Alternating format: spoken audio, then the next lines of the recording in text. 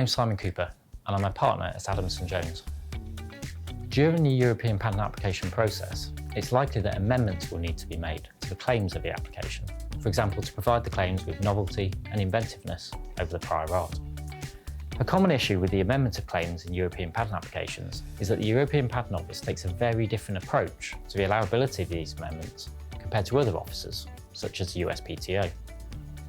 In particular, the test applied by European examiners is that the subject matter defined by the amended claim must be directly and unambiguously derivable from the application as filed. It's not sufficient that the amended claim is not inconsistent or reasonably plausible or obvious in view of the application as filed. For example, without further basis, it would not typically be possible to add fastener to a claim if the application as filed specifies only a screw.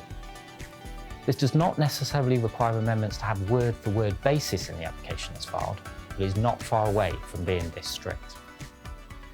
Furthermore, even if the wording is taken from the application as filed, the context is important.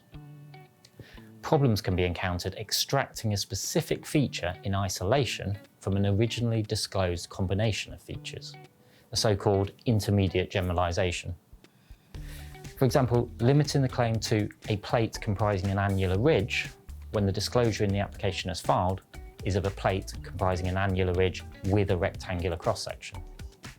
Problems can also be encountered selecting combinations of features where there is no pointer towards that selection in the application as filed. For example, limiting the claim to a formulation comprising A and B when the disclosure in the description is of a formulation comprising a first component taken from a long list including A, and a second component taken from a long list including B, but with no suggestion of a particular combination of A and B. Problems can also be encountered removing features from a claim, for example where the application suggests that the removed feature is essential to the invention. Why is this so important? Well, firstly, a European examiner may not allow the amendment during examination, thereby requiring alternative, more limiting amendments to be made to obtain allowance. Secondly, even if the European examiner allows the amendment, added matter is a ground for invalidation of European patents, which may make enforcement of a European patent more difficult or even impossible. We recognise that this area of patent law is different in Europe compared to many other countries. If you file your European patent application with us, we will ensure that any added matter problems are proactively brought to your attention, and we will work with you to devise appropriate alternative claim wording with a view to avoiding problems with added matter and obtaining the best possible claim scope.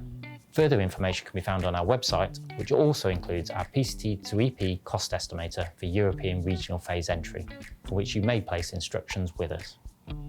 We would welcome the opportunity to work with you.